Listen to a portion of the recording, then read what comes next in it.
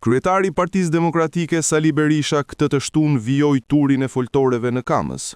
Berisha u shpreh se 12 vitet e kryeministrit Rama në pushtet kanë qenë vitet e padrejtësisë dhe diskriminimit ndaj qytetarëve.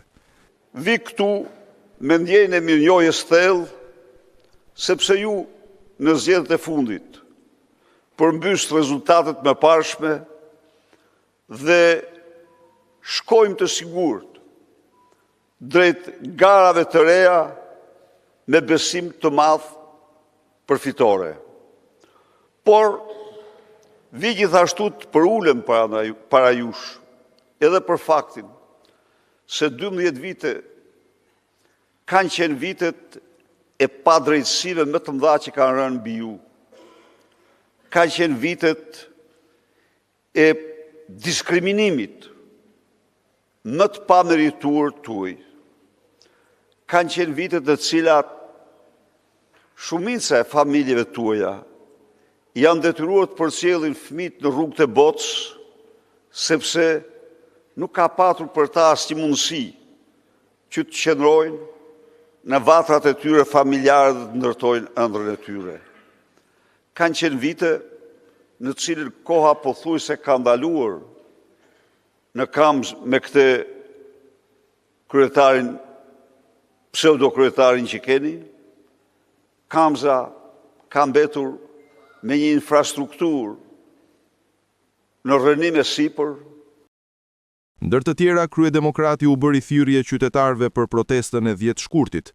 Sipas tij, Europa dhe shqiptarët presin mesazhin e Partisë Demokratike. 10 shkurti është një ditë jashtëzakonisht e rëndësishme për ne. Shumë e rëndësishme. Fundi janarit dhe fillimi i shkurtit, Shqipëria ishte në tryezë për shkak të Edi Ramës. Cila do ishin masat që do merreshin, sigurisht asgjë me ju, me qytetarët, por me Edi Ramën po. Sepse Edi Rama u faktoi Bashkimit Evropian dhe lider Evropian se nuk jenohen parim përveç se vjedhjes dhe lidhje me krimin. Dhe ata, që është e vërteta, ja prun mesazhin, i kanë sjell këtu zyrtar shumë të lartë në vizita të pa deklaruara nga institucionet ndërkombëtare, dhe ky mesazhet i ka marrë.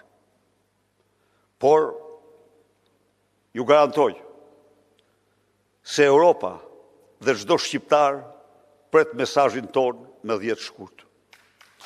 Ai është mesazhi i të gjitha mesazheve. Kreu i PD-s akuzoi sërish kryeministrin Rama për rezultatet zgjedhore të 11 majit 2025. Ai e cilëzoi Ramën si një armik të votës, pasi sipas kryedemokratit, kryeministri Edi Rama i ktheu zgjedhjet në një farsë elektorale.